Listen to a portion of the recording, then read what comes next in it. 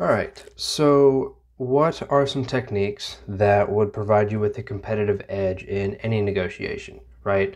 And just kind of learning about negotiation in general, and where can you find these? So I found a book called Never Split the Difference, right, by a former FBI hostage negotiator, Chris Voss. Right, there's the cover, at least of the version I have. Oops.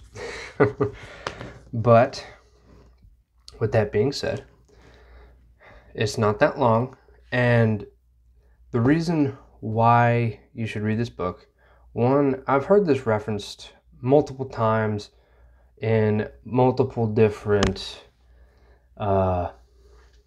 areas, right? And what I mean by that is, like, I've heard it referenced in real estate podcasts and business podcasts, other videos, whether it be, I've heard it referenced at work. I've heard it referenced in multiple different venues, right? Whether that be investing, business, typical job, family life, whatever. Like, and one of the things that he says is everything in life is a negotiation, right? Everything. And basically why you should read this book, to take some of the own words from it, is this book has a field-tested approach to high-stress negotiation. And it's also just having, in general, being better at negotiating and understanding people and how to deal with people, have better people skills. So that just helps you get better outcomes in life in general, right?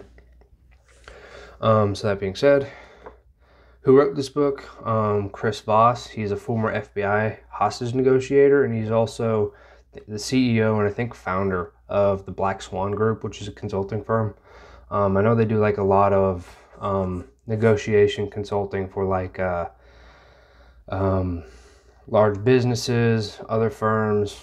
Basically, it's a consulting firm. Like, you can hire them for certain things depending on if you can afford it, and I'm assuming you have to be already rather big for that to be a thing. But anyways, it was published in 2016. It's not too long. It's just under 260 pages.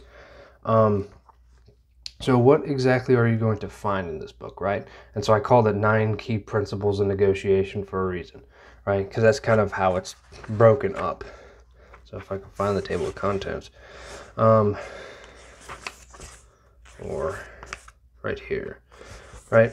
And so it's really broken into different sections, right? And so he goes into things called active listening, right? So this involves techniques such as like mirroring, using silences, and something he calls a late night FM DJ voice, kind of like, using a certain tone and that sort of thing to kind of make people feel more comfortable, slow things down, make them feel safe, right? With whatever you're dealing with. Because ultimately people want to feel safe, especially when negotiating, and especially depending on what that negotiation is. And just to kind of use simple example of like real estate or whatever, I mean, if someone's selling like their home that they've lived in for 15, 20 years, sometimes more, or whatever the case may be, it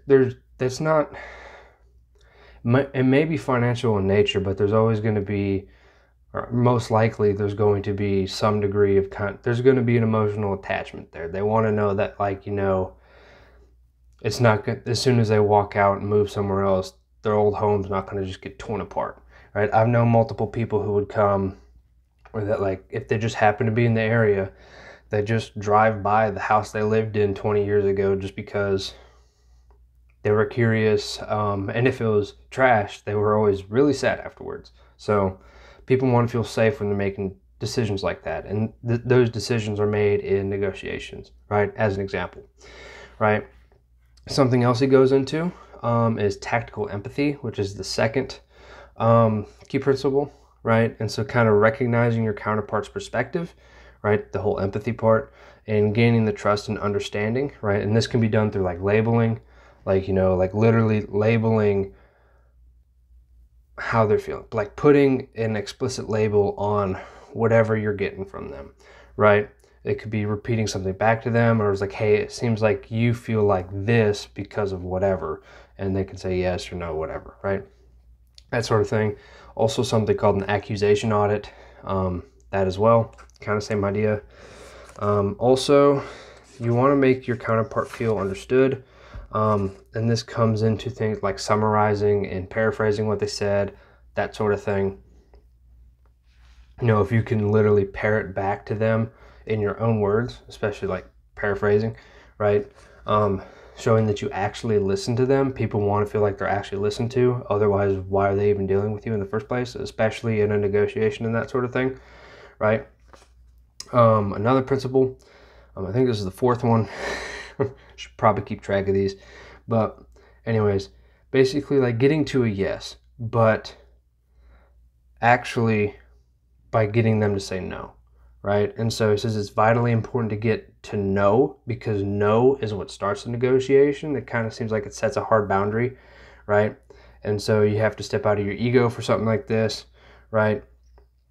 And by them saying no, they're kind of at least subconsciously realizing like they do have a choice, right? They can say no. That's an option. They've already said it. And so again, it seems like that kind of leads directly into, again, the feeling safe and making the decision too, because they feel like as if they are in control, right? And so the fifth principle, somewhere in here, right? So basically, I didn't highlight the word, but anyways, you have to learn how to like navigate deadlines and stuff, right? But you can use deadlines to create a sense of urgency, to get them to make a decision, right? Also kind of employing the idea of fairness, right? To nudge your counterparts, which is funny because the previous video uses that specific term, specifically nudge. That's the title of the book. I guess I didn't think about this until I was actually recording, right? Or till now. But I'll put a link to that nudge book, or at least the review for it, so you can see what's in it first. Because there are a lot of similarities into what this book and the nudge book, what they talk about, and especially it seems like the kind of human nature / psychology side of things and how they connect. And so there's a lot of similarities there that'll be interesting, which makes me kind of want to go through both books again. But anyways, not to get too sidetracked, right? So another thing to note is you want to anchor their emotions so that not accepting your offer feels like a loss, right? Because people are very loss averse, right? There's that whole principle, whatever you want to call it, to where a loss is felt about twice as hard as the equivalent gain, right? So people,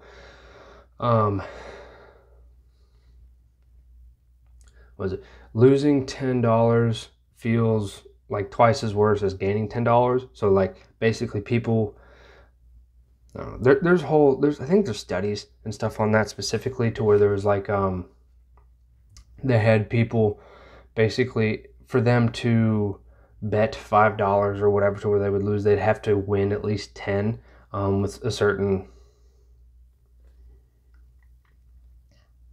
with a decent probability at least, right?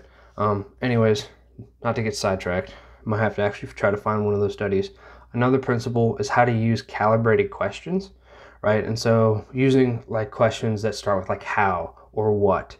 Basically, you eliminate yes or no answers, and it forces your counterpart to apply, as he says, mental energy to solving your problems. So if saying things like, like, how do you expect me to do that, right? Like if you get turned down for a raise or whatever at work, like how do you expect me to, with whatever promotion you got or whatever the case may be, like how can you expect me to do this, whatever the case may be, without this raise or whatever the argument you come up with, right? And you're trying to get your counterpart in the negotiation to literally think about, like how is he going to do this, which can either give you an explanation or it can kind of help them realize or sway them towards kind of actually appeasing whatever that is, right? Whether it's a raise or whatever, some benefit. And so another thing with calibrated questions to note is that yes is nothing without how. So like just because I say yes, like how exactly are we going to do this? Whatever the application is for you, again, like real estate, whatever. And let's see.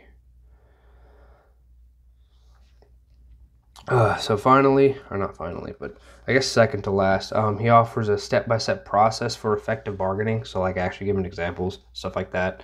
And also his final kind of nail in the coffin, the Black Swan, right? And so that's also the name of his consulting firm. There's a reason for that, right? And so in every negotiation, there are between 3 and 5 pieces of information that, were they to be uncovered, would change everything, right? And that doesn't necessarily mean that like they were obvious, right? Whether it's some little thing like, you know, a business partner or someone who's maybe not present in the negotiation but actually has sway over everything, whether it be a president of the organization or not the spouse of the president of the organization, who knows, right? It's kind of that black swan that's not obvious, and that if you knew that, it'd be a very easy segue, or you would at least understand how to package something to sway their decision, right? And so he talks about like how to recognize those, as he says, define the black swan's hidden nest, right? That sort of thing. One thing to note in terms, since I brought up packaging, is the packaging of the content in the book itself, right? Again, kind of here's the cover. Is he explains all these through stories, right? And obviously changed names and probably details and that sort of thing for privacy reasons of the people involved, especially with the hostage negotiation part. But he gives, what's that called? He explains the principles through stories, and it gives actual examples of situations in which these are applicable for each one and that sort of thing. And I mean, that's how the vast majority of people learn, is through those stories and that sort of thing.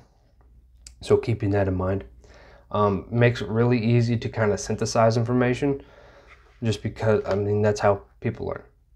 Excuse me. So yeah, with that being said, I'm going to put a link and so on to the book in the description so you can find it. I'll put a card for that nudge book as well, and also other book reviews that you can find. And so with that being said, I'm going to leave this one here, and I hope to see you guys there.